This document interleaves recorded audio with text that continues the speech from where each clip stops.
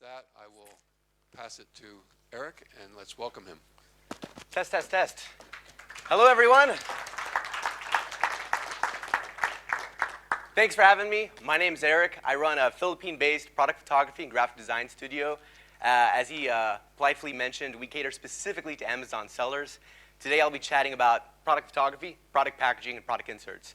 But I think you'll find us to be a little bit more advanced than the standard photographer. So, really quick, I guess my credentials, who I am, who's this young buck in front of you right now. So, I'll start off with a baby video, of course, if it plays. Come on.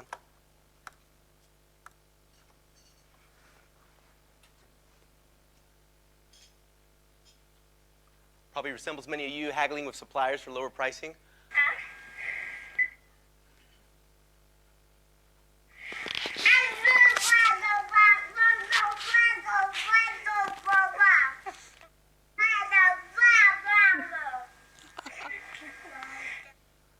It's my mom laughing in the background. But in all seriousness, it really started when I was 13. When I was 13, it was a recession. It was Florida. My family was on food stamps. My dad lost his job. And a buddy of mine told me about eBay. And so I just gave it a shot. I ordered an iPhone 3 with a little bit of savings at the time because as a foolish 13-year-old, I wanted a device to show off. But somehow, a little bit of entrepreneurship spark happened. And I saw, I had this OtterBox phone case it came with. And I was just curious, like, what's the going rate for OtterBoxes on eBay? And what happened was, at this time, it was all new OtterBox phone cases that were on the eBay marketplace. There was no options for used or refurbished. So all the options were $50 plus. And so I posted this used OtterBox phone case, went for $25, and I was like, wow, this used piece of plastic went for 25 bucks. So within 3 months, I had a supplier, and I was selling a ton of these phone cases. And I did 24 grand when I was 13 in 3 months. From there, it grew. By 16, I was doing 25 a month, 1,000, of course. Now, by 17, I had my driver's license, and I wanted to buy a fast car, a Camaro, to look cool in high school. But somehow, my mom, she convinced me. She was like, don't buy this fast car. Don't spend the money on this. Invest it. And so that I did. At the time, I was really resentful. Didn't want to do it. But I bought this house, and I bought it in cash, no mortgage. That same day, the realtor was trying to hook me up with her daughter. Because of that, I politely declined. But that's where it really started. By 18, I was off to the University of Florida, a relatively good school, but very corporate-driven. And at 18, I was still susceptible to societal pressures.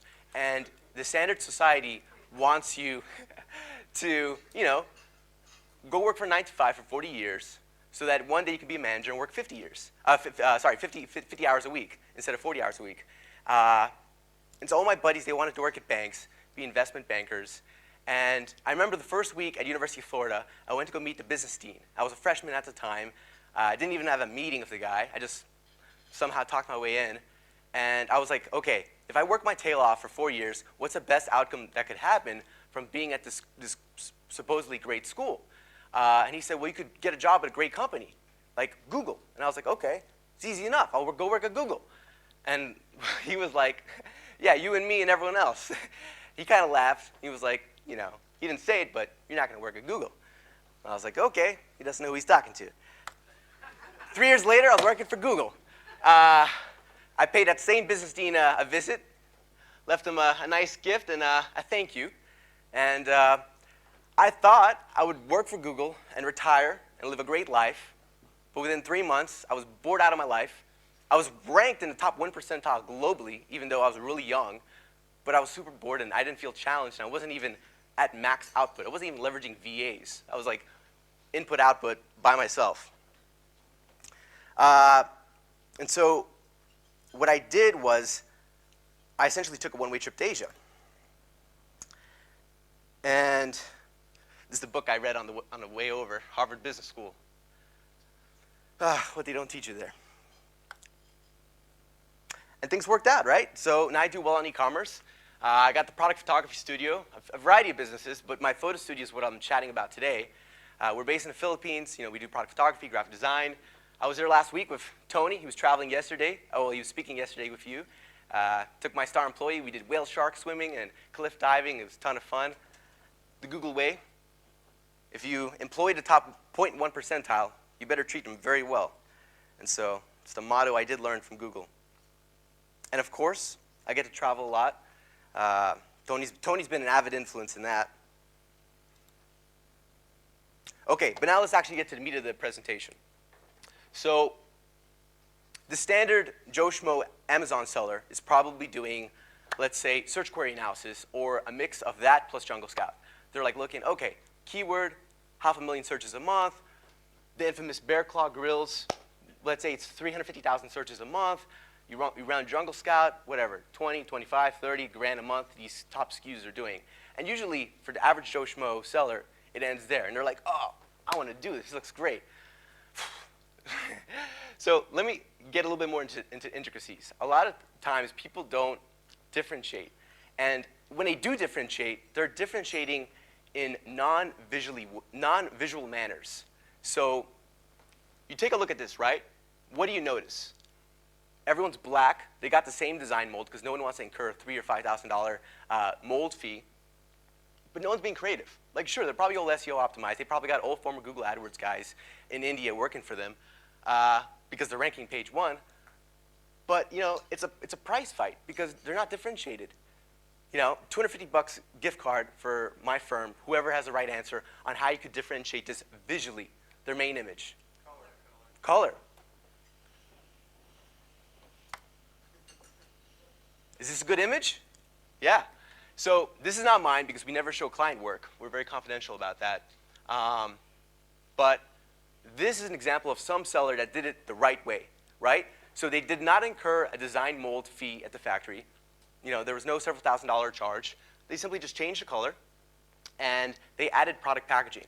A lot of times, people don't want to incur that cost of the product packaging because it adds maybe, depending on your order, maybe as little as like 7 cents, maybe 25 cents for the cardboard packaging like that.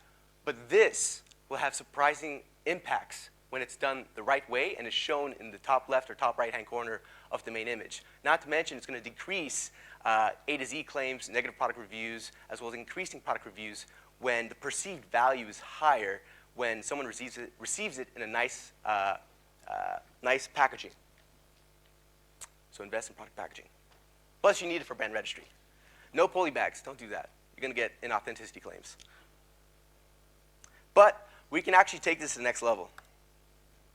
That's good for top 1 percentile, but if you're in a really competitive market, you need something like this. So the one on the left is more visually aesthetic. From a design standpoint, it's prettier. But on the one on the right will increase sales more. Why? The one on the right, it's a little bit pixelated because of the presenter quality. But it has the 4 differentiators. FDA grade plastic, lifetime warranty, heat resistant, blah, blah, blah, blah, blah. Chances are, 75% of the people on the first page have the same differentiators, but you're being very clear about, hey, this is why you should buy my product. And a lot of times, as silly as it sounds, even if you have an average product, but you do a very good job of selling it, which we are here in this example, you're going to outsell the competition.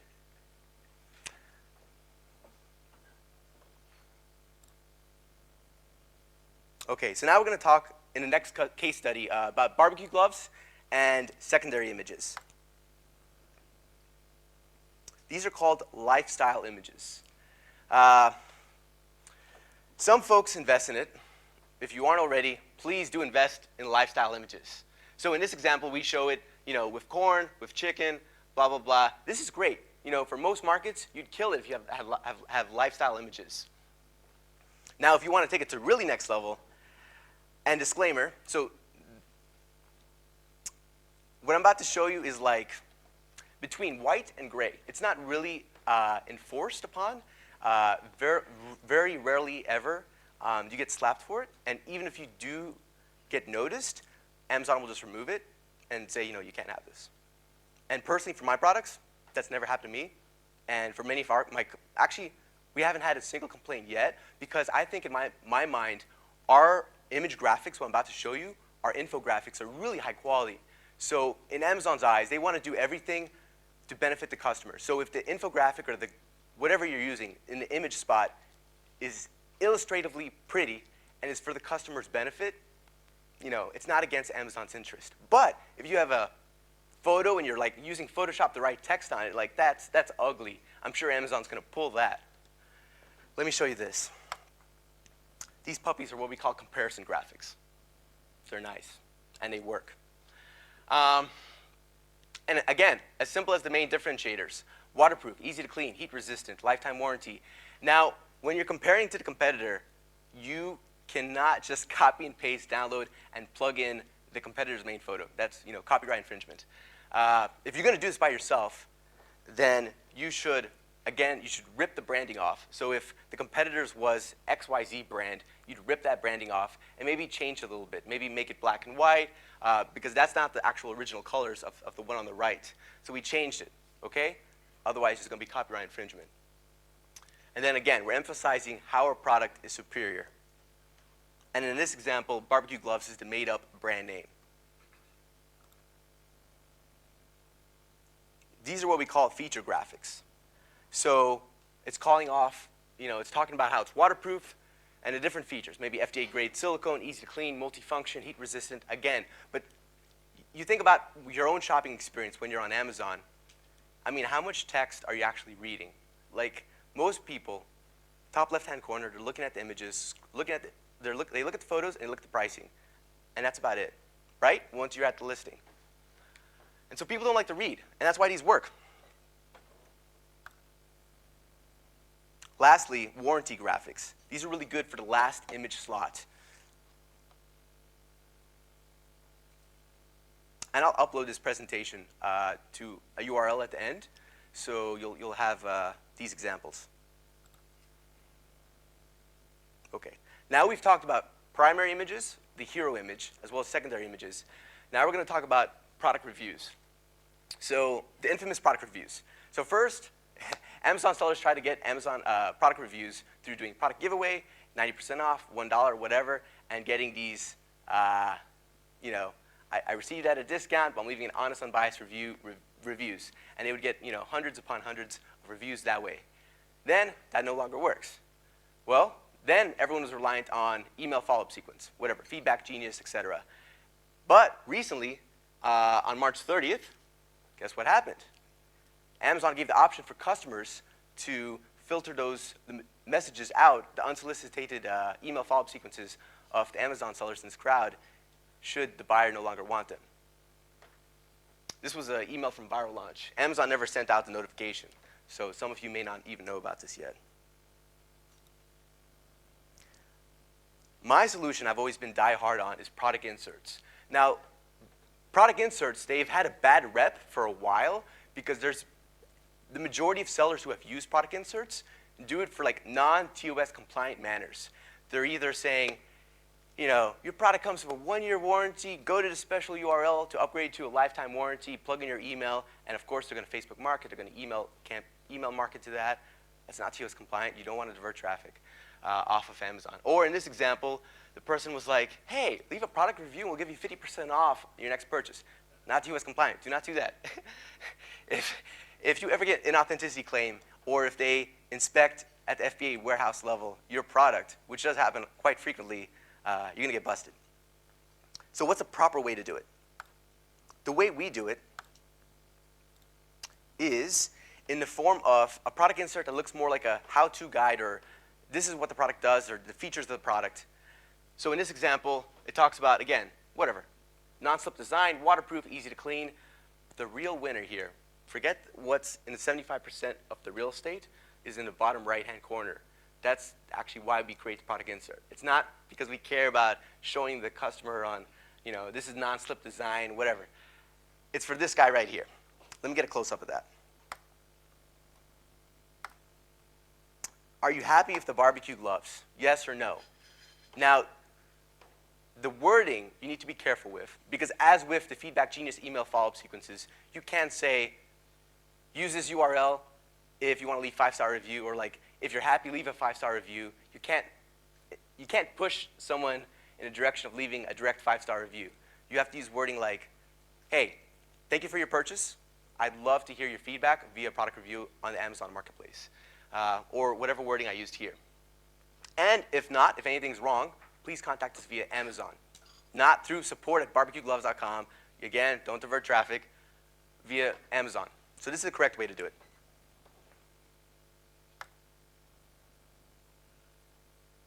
And so this was a client that we picked up back in October. I won't say what brand or what category. He had a great product, but he was doing a poor job with his listing. Bad photos, no enhanced brand content, no Amazon graphics. And so we just helped him out, and it worked. And again, you can't really promise results, right? Stock market, buying a business, nothing. You can't promise results. It was a good product, it had quality, but the person was not doing a good job of selling the product, okay? So it's really case-by-case basis. But again, product photography, image graphics, product packaging, product inserts have significant impact on sales, and I highly recommend everyone use them. So now I'm going to leave time for some questions. And then that's my support email. And $100 free credit for everyone in the audience. Just use that URL, and you'll get your $100.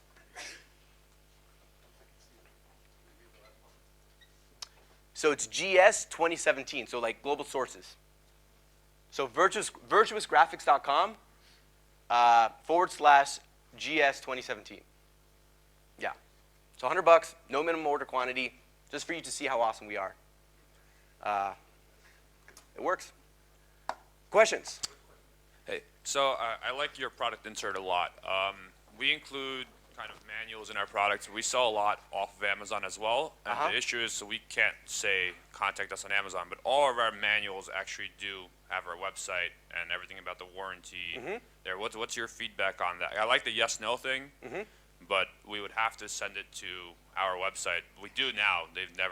Our products have been inspected a lot of times by the FBA warehouse, and they always go through. But what's like your thoughts more? So if I understood correctly, so you sell off of Amazon. We sell as well on as Amazon, off Amazon Okay, as well. But there's a lot of things. A lot of retailers, they also don't allow any inserts. You can't offer 10% off. You can't offer. But all of our products have instruction, like leaflets, manuals, which is a standard for products to have. And obviously, if possible, I would customize it. If possible. I mean, it's all customized already. No, I'm saying the product insert. Off of Amazon, you have one product insert. On Amazon, you have one product insert. So you'd have 2 different SKUs for every single product. Yeah, label the cases. I mean, it's more work, but yeah. You want the product reviews? Yes or no? All right. Or this really does help with driving down negative product reviews while pushing the positive product reviews. So it helps in both ways. Do you have like direct correlation from those leaflets, like how much you're able to convert from the leaflets? We rarely do case studies. Like we had this client, and he wanted to do one, and so he gave us the data via like Cash Cow Pro, and so that's how we got that data. But like, we give it to you, and we're like, use Spitly, Cash Cow Pro, some type of A/B testing software to A/B test the main images, secondary images. But I mean, it's usually pretty obvious to sales impact.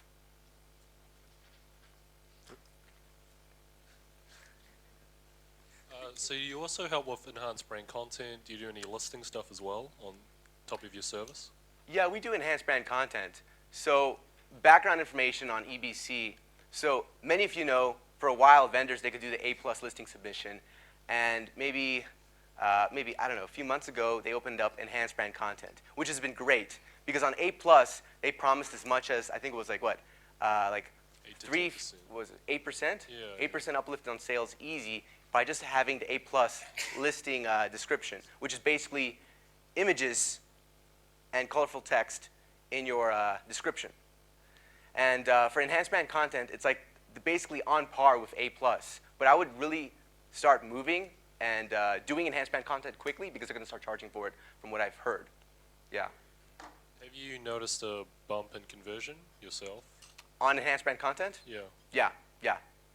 100%. I mean, all my products, as soon as they hit Amazon, I already have like everything, brand registry, enhanced brand content.